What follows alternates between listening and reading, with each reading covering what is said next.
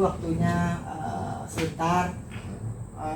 Mungkin begini Pak, terkait dengan tujuan saya ke sini, yaitu adalah ingin mewawancarai mungkin dari Pak Simon sebagai kepala sekolah di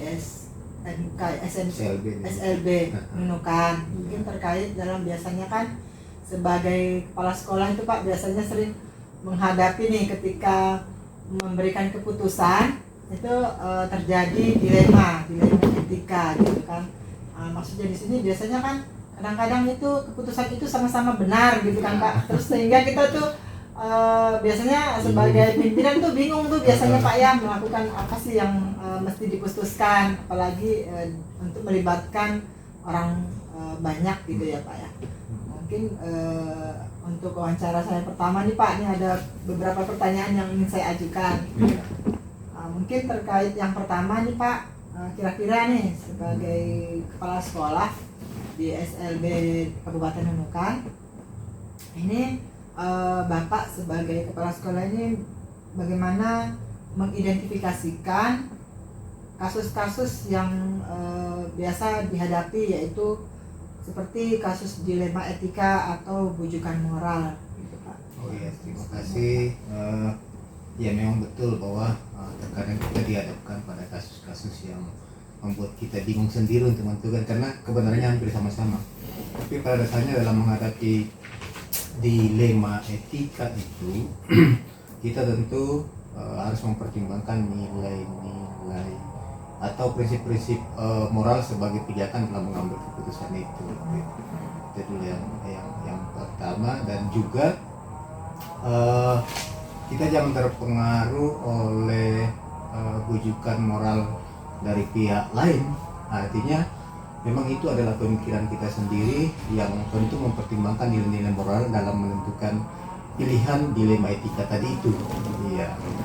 Kemudian yang kedua, tinjau pilihan itu apakah itu sulit ataukah pilihan itu tidak bisa diselesaikan dalam kasus-kasus itu.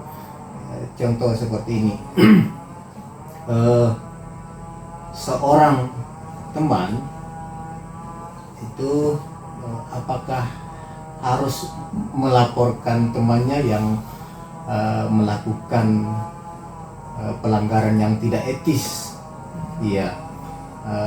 Tapi dia harus berpikir akan ada dampak dari itu, yaitu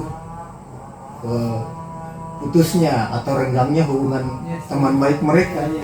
Nah itu jadi kalau saya tahapannya seperti jadi dalam menghadapi kasus-kasus seperti itu yang selalu saya pertimbangkan, 3 hal itu. Baik Pak, mungkin terkait tadi ada 3 hal ya Pak ya, yang menjadi pertimbangan dalam Bapak mengidentifikasikan kasus-kasus yang berupa dilema etika atau bujukan moral.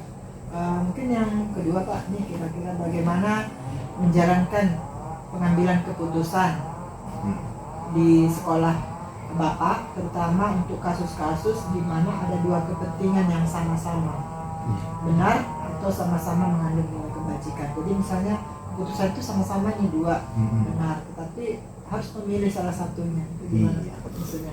Dalam posisi ini ada 2 hal yang harus membuat kita bingung dalam menentukan. Tetapi yang terpenting kita lakukan dulu analisis masalah. Jadi analisis masalah itu yang sangat penting, karena ini untuk mengetahui masalah-masalah itu, lalu kemudian dalam menentukan solusi yang mana yang harus kita ambil, tentu harus selalu mempertimbangkan nilai-nilai moralnya tadi itu. Ya, yang terpenting adalah nilai moral yang terkandung dalam keputusan itu. Ya. Oke, baik nih pertanyaan ketiga nih Pak. Yang ketiga ini terkait langkah-langkah nih. Biasanya kan ada langkah-langkah atau prosedur mungkin yang biasa Bapak lakukan dalam mengambil keputusan itu. Mungkin ada tahap-tahapannya itu seperti apa? Nah, ya betul. Jadi prosedurnya itu yang pertama kita harus analisis masalahnya dulu. Itu yang terpenting. Jadi kalau kita tidak tahu analisis masalahnya, kadang kita salah dalam mengambil keputusan. Lalu kemudian mencari informasi. Ya, jadi mencari informasi tentu harus penjajakan, bertanya ke teman, bertanya ke siapa, ini informasi yang tentu melibatkan teman-teman yang terkait, lalu kemudian mengkomunikasikan. Jadi dalam hal masalah ini ya. Kemudian ada diskusi juga ya, iya. Pak. Selanjutnya tadi ada akar masalah, mencari akar masalah sehingga nanti menentukan menentukan solusi. Ah, Baik Pak. Mungkin ini yang keempat ya Pak. Hal-hal apa yang selama ini Bapak anggap efektif dalam pengambilan keputusan pada kasus-kasus dilema etika? Jadi hal yang mungkin ada yang dianggap lebih efektif dalam pengambilan keputusan kalau pengambilan keputusan itu efektif itu harus adil. Iya, harus adil. Jadi nilai keadilannya itu selalu diutamakan dalam pengambilan keputusan. Keadilan berarti ya Pak ya dalam Iya, pengambilan iya. keputusan untuk Jadi yang dianggap paling efektif. Hmm. Kemudian yang kelima nih Pak, hal-hal apa saja yang selama ini mungkin yang menjadi tantangan dalam mengambil keputusan, misalnya pada kasus-kasus dilema etika tadi Pak? Iya, jadi gini, ketika kita ingin ambil keputusan khususnya dalam dilema etika itu, tantangannya yang terbesar itu adalah adanya campur tangan dari pihak lain atau pihak luar itu. Lalu kemudian yang paling fatal menurut saya itu kalau adanya tekanan dari atas. Iya kan, dilema harus mengambil pilihan ketika kita harus ditekan, diarahkan bahwa harus sepertinya kamu lakukan, padahal menurut perhitungan kita itu tidak sesuai dengan nilai-nilai moral ya. Nah kemudian sinergitas teman-teman juga tidak terbangun dengan baik, itu tantangan yang paling berat.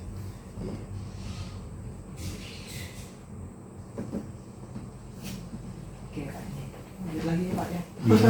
Nomor 6 ini yang terkait dengan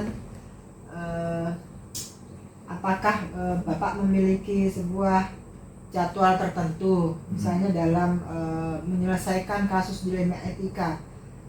Misalkan apakah langsung menyelesaikan di tempat, ataukah mungkin Bapak memiliki jadwal khusus untuk menyelesaikan kasus-kasus tersebut?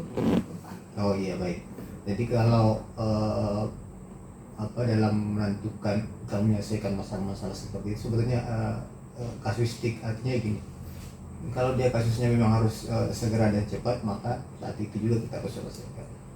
Jadi kita tidak perlu menunggu waktu atau harus dijadwalkan. Tapi kalau itu sifatnya ternyata masih bisa kita jadwalkan dengan beberapa pertimbangan, maka mungkin harus kita jadwal. Pertimbangan ini maksudnya harus melibatkan teman-teman yang lain, harus mencari waktu yang tepat. Tapi kalau memang sifatnya mendesak, ya saat itu juga harus kita selesaikan. Iya.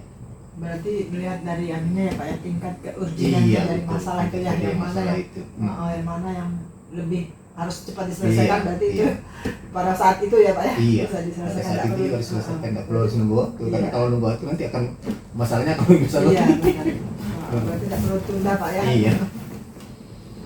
Oke, lanjutnya nih Pak nih, kira-kira nih Pak, adakah seseorang atau faktor-faktor apa yang selama ini mempermudah atau membantu Bapak dalam pengambilan keputusan dalam kasus-kasus dilema etika? Mungkin ada seorang atau faktor-faktor apa gitu selain itu Pak yang mempermudah Bapak dalam dan membantu Bapak dalam mengambil keputusan?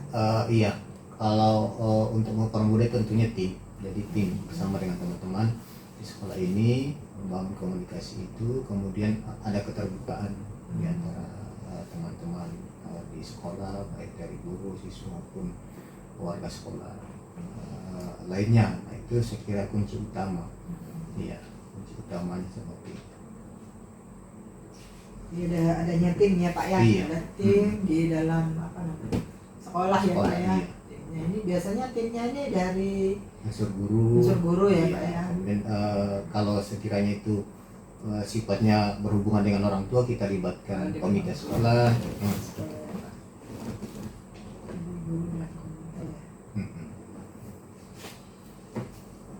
Kemudian lanjut nih Pak, yang terakhir dari semua hal yang mungkin Bapak sampaikan nih, dari beberapa poin tadi, kira-kira pembelajaran apa yang dapat Bapak petik nih dari pengalaman Bapak selama mengambil keputusan? Biasanya kan dari selama menjadi kepala sekolah ini tentunya banyak keputusan yang sering Iya. dilakukan ya Pak ya. Iya. Jadi mungkin ada sedikit apa ya namanya, pengalaman pengambilan keputusannya itu Pak, yang bisa terkait dengan dilema etika. Iya. Jadi dalam mengambil keputusan itu yang terpenting yang harus kita ingat itu adalah nilai keadilannya itu. Oh iya. Itu dia. Jadi nilai keadilan itu bisa kita peroleh dari komunikasi yang baik. Nah, komunikasi yang baik, ada keterbukaan. Sehingga kebijakan itu nanti melahirkan saya yang menerimanya dan ibu juga yang menerimanya sama-sama senang gitu. Iya, sama-sama bisa menerima, tidak ada yang harus membuat aku merasa dikecewakan dan sebagainya. Nah, itu yang terpenting kuncinya itu adalah selalu mempertimbangkan nilai-nilai moral di dalam dilema etika itu. Iya, karena memang kalau dilema etika itu kan jawabannya hampir, kalau pilihan jawaban itu sama-sama hampir benar gitu. Iya. Jadi biasa tapi memilih salah satu. Harus pilih salah satu. Salah satu. Itu Iya. kayak dilema. Iya. Intinya ya apa namanya? Mungkin ya tidak merugikan ya Pak, Iya, merugikan orang lain. Iya, iya. Mungkin itu kali Pak ya, Iya. beberapa apa namanya, untuk wawancara saya hari ini Bapak. Mudah-mudahan nanti Bapak lebih berkenan lagi jika Siap. ada waktu